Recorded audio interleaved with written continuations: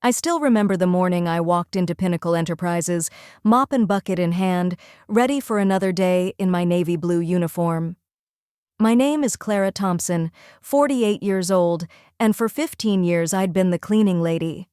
To the executives in their tailored suits, I was invisible, just another part of the background as they rushed past, their polished shoes clicking against the marble floors of that Chicago high-rise.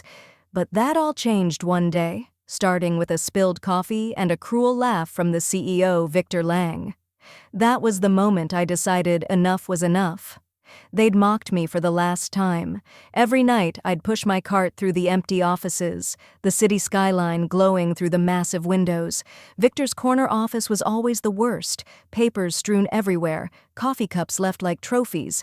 He acted like he owned the place, and in many ways, he did. During the day, I'd hear him barking orders, firing people without hesitation, laughing with his inner circle about cutting the fat. Once I caught him shredding documents, financial records he didn't want anyone to see. I didn't say a word, just kept scrubbing, but I was watching. Always watching. Then one Tuesday, it got personal.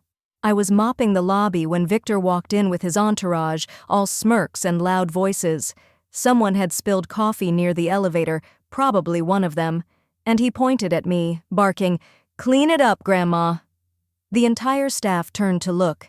He laughed, they laughed, and I just stood there, mop in hand, face burning. I wanted to yell back, but I swallowed it, kept my head down.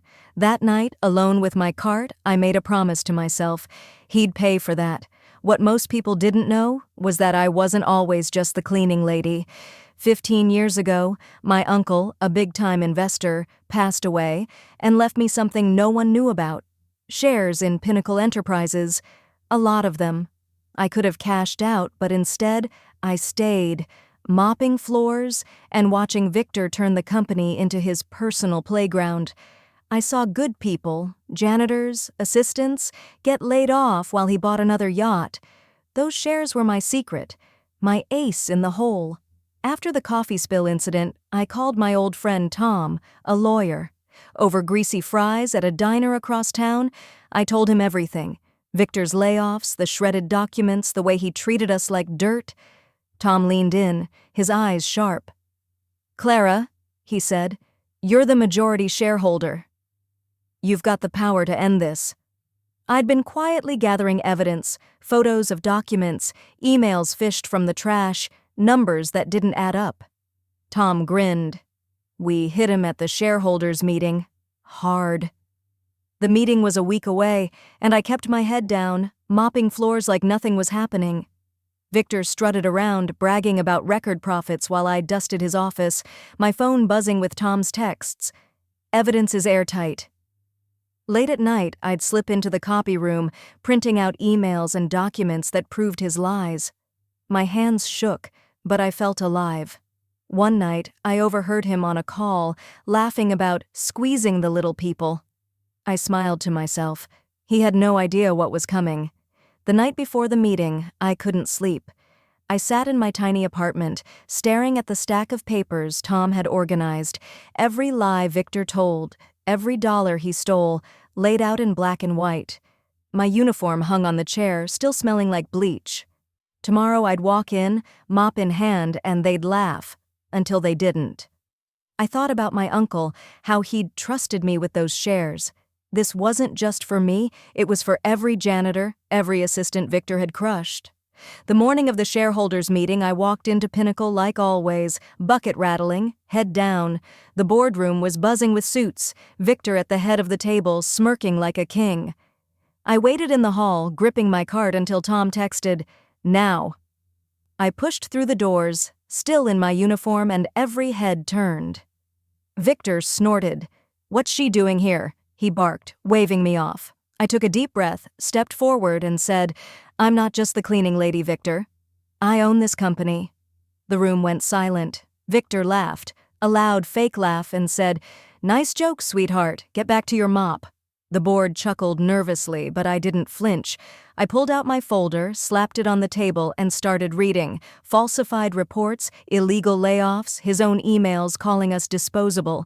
Faces went pale. "I've got the shares," I said, my voice steady, and I've got the votes. Tom stepped in, papers in hand, confirming it. Victor's jaw tightened. You can't, he sputtered. Oh, I can, I cut him off. You're fired, Victor, right now. The boardroom erupted into whispers as Victor stood there, red-faced, fists clenched. This isn't over, he hissed, storming toward the door. I stayed calm, watching him go, then turned to the board. Things changed today, I said. No more layoffs for profit. No more treating people like trash. They nodded, stunned. I wasn't done. I pulled out my phone, showed a photo of the cleaning crew.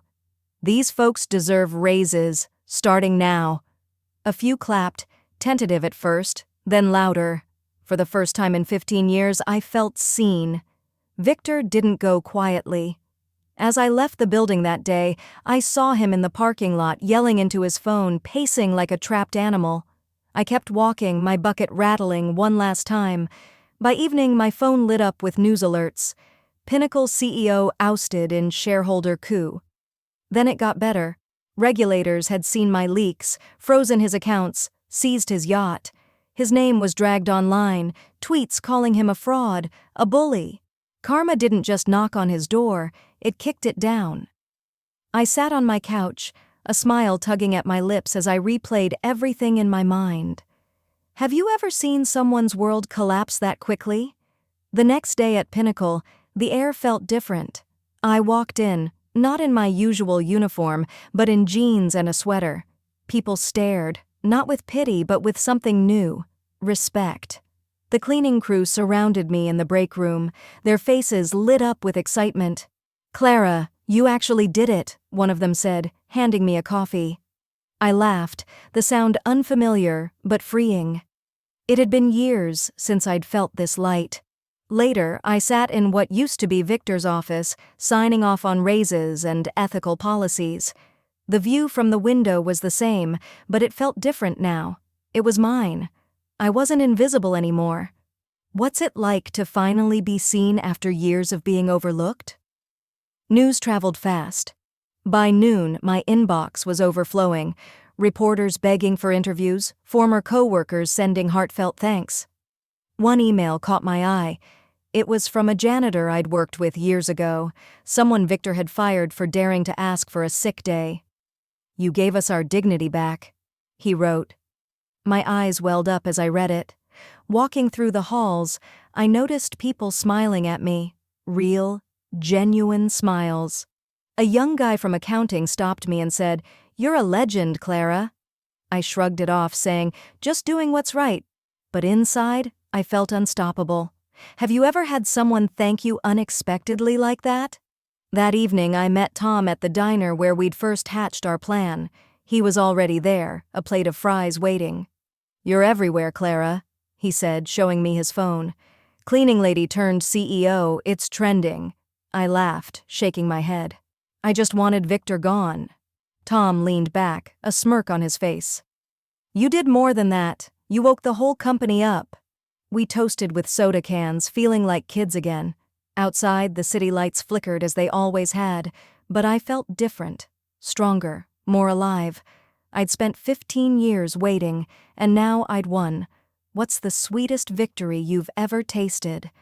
A week later, a local news station called, asking me to go live. I agreed, my nerves buzzing. Under the bright studio lights, I shared my story. The mop, the shares, Victor's downfall.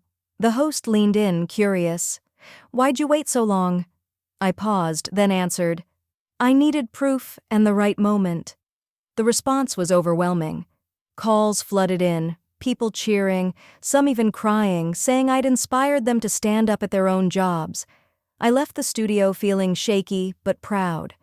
Have you ever inspired someone without even trying? Back at Pinnacle, I started making small changes that felt huge. I placed a suggestion box in the break room. The first note read, "More coffee." I laughed and ordered an extra machine.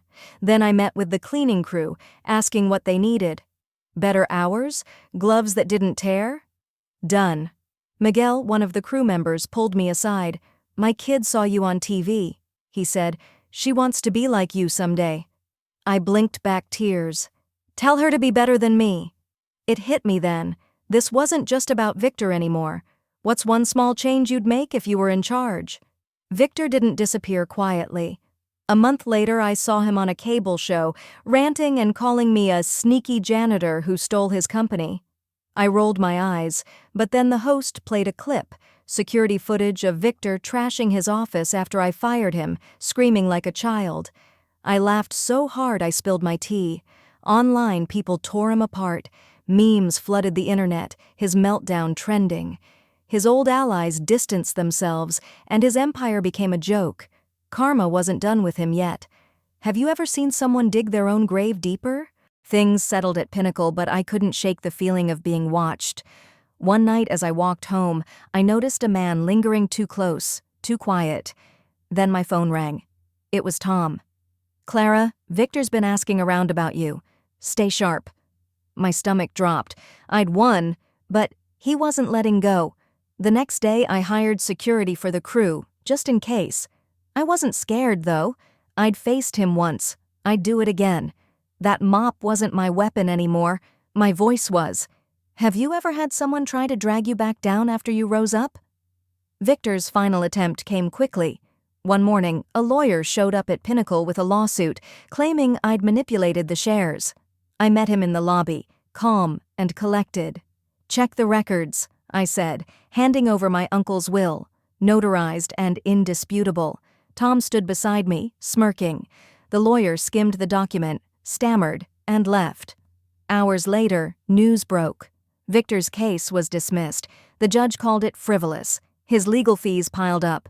His last allies abandoned him, and he was finished. For good this time. I exhaled, finally free. Have you ever seen someone's plan blow up in their face like that? A year later, Pinnacle is a different place. I'm still there, not in a uniform, but running things my way. The crew got raises, the layoffs stopped, and people actually smile in the halls. I framed that first suggestion note, "More coffee," on my desk, a reminder of who I'm here for. As for Victor, last I heard he's selling condos in some nowhere town, broke and forgotten. Me? I'm no hero, just a cleaning lady who got fed up. If I can do this, so can you. Where do you think karma's headed next?